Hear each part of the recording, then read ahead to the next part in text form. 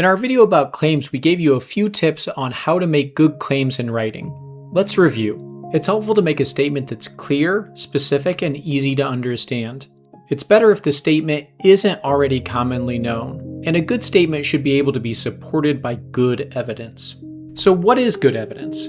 There are two main kinds of evidence: evidence that you gather yourself and evidence gathered by others. Evidence that you gather yourself is called primary evidence. It includes things like observation, surveys, interviews, and experiments. Evidence gathered by others is called secondary evidence. It includes anything that you didn't gather yourself. Secondary evidence might include what's called peer-reviewed content. This is content that is written by experts and reviewed by other experts. This might include things like academic journals and books. But not all expert content is reviewed by other experts. You might find books that are not peer-reviewed, or professional journals that are not peer-reviewed as well. There's also what's called editorially reviewed content. This is content that's not written by experts, but is reviewed by other people to check its accuracy. This includes things like newspapers, magazines, and Wikipedia. Most content has a mix of these features. Sometimes it's written by experts and sometimes not.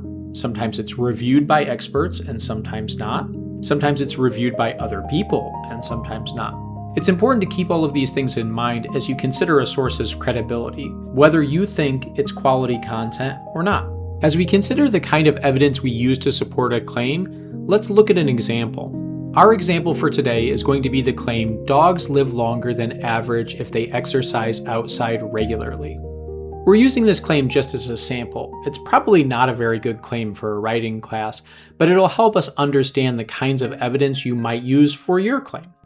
The first several kinds of evidence we're going to look at are primary evidence, that is, evidence that you gather yourself. Observation is a very simple kind of primary evidence in which you just go and observe something. In our case, for our claim about dogs, we might simply go and watch dogs. Do they exercise outside regularly? And if so, do they live longer than dogs that don't exercise outside regularly? This might not be ideal for our case. It would take a lot of time. We need to spend a lot of time watching dogs, and we need to track how often they exercise outside regularly and how long they live. It would take many years to gather that data.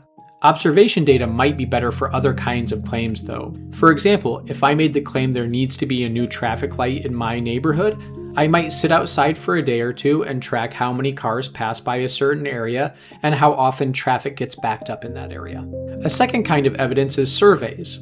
In our case, we might ask dog owners about their pets' exercise habits and then track how long those dogs live. This is better than the original case because we would get more data more quickly, but it still would take a long time to track dogs' lifespans. There's also an additional problem here in that dog owners might not remember how often their dogs exercised outside regularly or might not report the data accurately. However, survey evidence can be really great for certain kinds of claims. If your claim is opinion related, this might be a good way to get a lot of data fast. For example, I might make the claim, people like the color blue more than they like the color red. I can simply ask a large number of people which color they like more, and I'll have really good data. Next, I might consider evidence from interviews. In our case, we might interview veterinarians or researchers that deal with dogs to find out about their experiences. This might be better in our case because our interviewees might have a broader range of experiences than we ever could get from observation. Interviews are really good when depth of information is more important than breadth. In other words, this is really good for cases where we don't need a lot of people's opinions about something, but instead just need a small number of expert opinions. We might also be able to get really good data from experiments. In most experiments, you try to create an experimental group and a control group to compare. So in our case, for example, we might create a group of dogs who exercise regularly outside, and then a group of dogs who doesn't exercise regularly outside, and track their lifespans to see which group on average lives longer. This might be the best source of data for our specific claim, but it would be really difficult to gather. We would have to gather data for years and years and track many sources of data. Dog lifespans would make this really difficult to do in a reasonable amount of time. But experiments can be really great for short-term data collection, or they can be really great if time is not a factor in your data collection.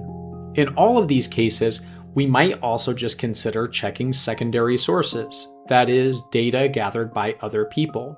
Other people might already have found the answer to our claim, and we can check to see if their data shows whether our claim is true or not. In our specific case, we might do something like check the American Veterinary Association's website, or look at veterinary academic journals, or biology books, for example, to see if there's any information about dog exercising and whether or not it correlates with lifespan. As you might have noticed, none of this evidence is really perfect. Each one has plus sides and minuses. Because of this, often when we're gathering data, we gather various kinds of data and try to use it together. Most of the time, you'll use more than one kind of data when you're trying to demonstrate that a claim is true, false, or something else. As you consider the kind of evidence you want to use for your claim, consider which evidence would be best suited to support your claim well, and which one would be best for the time you have available to gather it. Consider using both primary and secondary sources to support your claim.